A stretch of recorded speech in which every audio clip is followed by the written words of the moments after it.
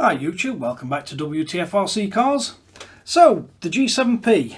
I'm going to try and show you a step-by-step guide on how you would go about backing your model memories up, then updating the firmware, then restoring your model memories. And just remember, once you restore your model memories, you do have to rebind to your RCs. If you're using any of the auto bind receivers, it's really easy. Press bind, power the vehicle up, back out of bind, and they're done. And the ones with the bind button, you'll just have to set it to bind, press an alt button when you power it up, and then it's bound back to it. But all your settings for your endpoints and everything, they'll all be stored and then restored back to your controller. So let's jump up to PC and I'll show you where you need to download it from and how you need to connect it and everything. Right, so first thing you're going to want to do is create a folder on your desktop, and then I find it easier to create subfolders in here if you've got different controllers, so you've got somewhere to put your backup for each type of controller that you're going to be using. So then you want to browse your way to Flysky's website. So it's flysky-cn.com/G7P downloads, and that'll take you straight to this page, or you can go to the home page, you can go to products, select surface and select your G7P, and then you want to go to downloads and upgrades. So once we go on to here, you want the assistant, so you click download on there and just save it to a download folder. Once that's downloaded, just click on it and you'll get a UAC prompt, and you just click OK on that one.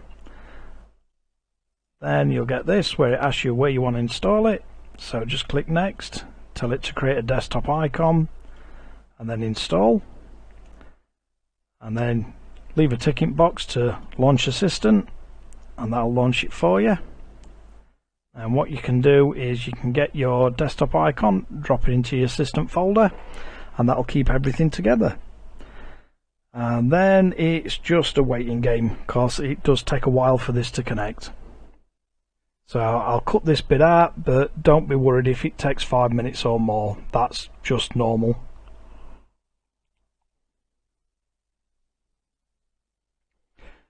Right, so when it finally loads, we've got the G7P just connected to the PC.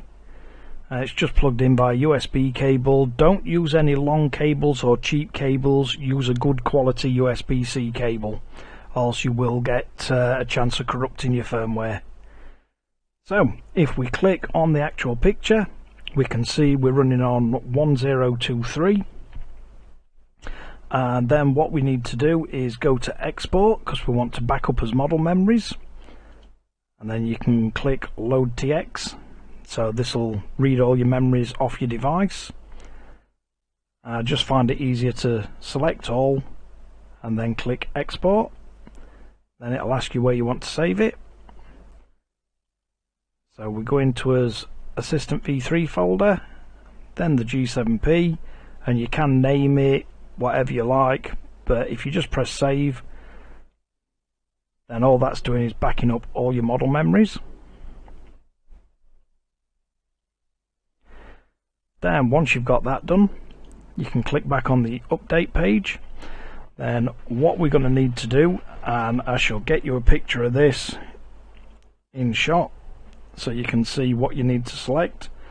So you have your G7P powered up, and then what we're going to want to do is go into as memory, then go into system settings, go down to firmware update, and just click and then enable it.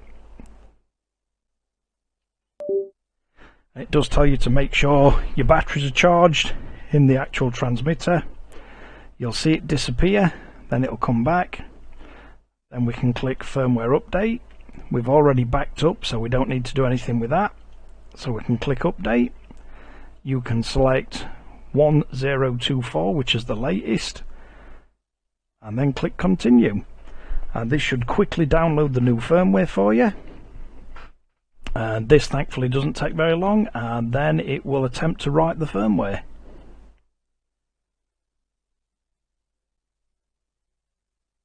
And this shouldn't take too long at all, but do not disconnect, power off your PC or power off the G7P while it's doing this, else you will brick the actual transmitter itself. And I believe once this is done, the transmitter itself just restarts.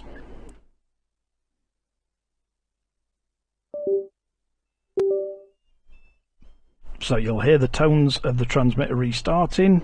You can click OK, then click refresh device, and that'll tell it to check again.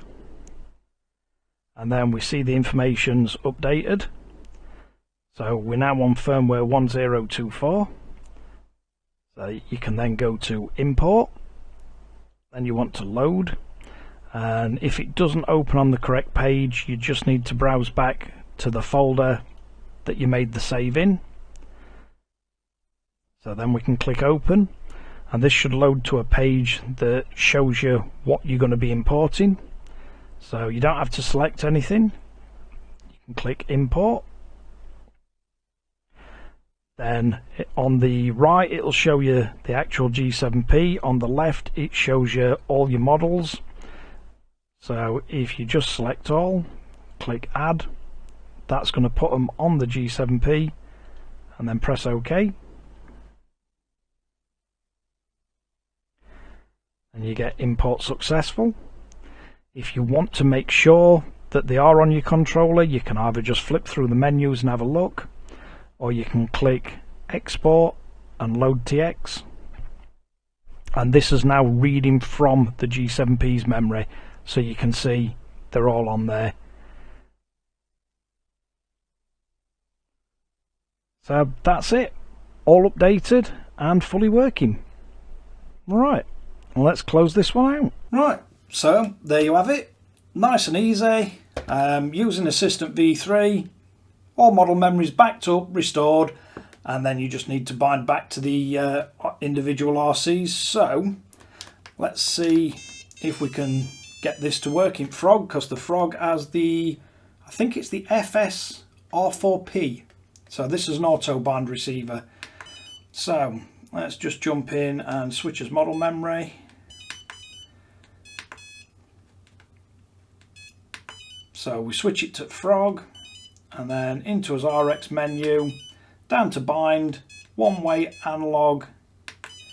So if we do that, and then as we power up the RC, we just get the light flashing, and then you just back out of bind, you see the wheels twitch, you get a beep from it, and then we should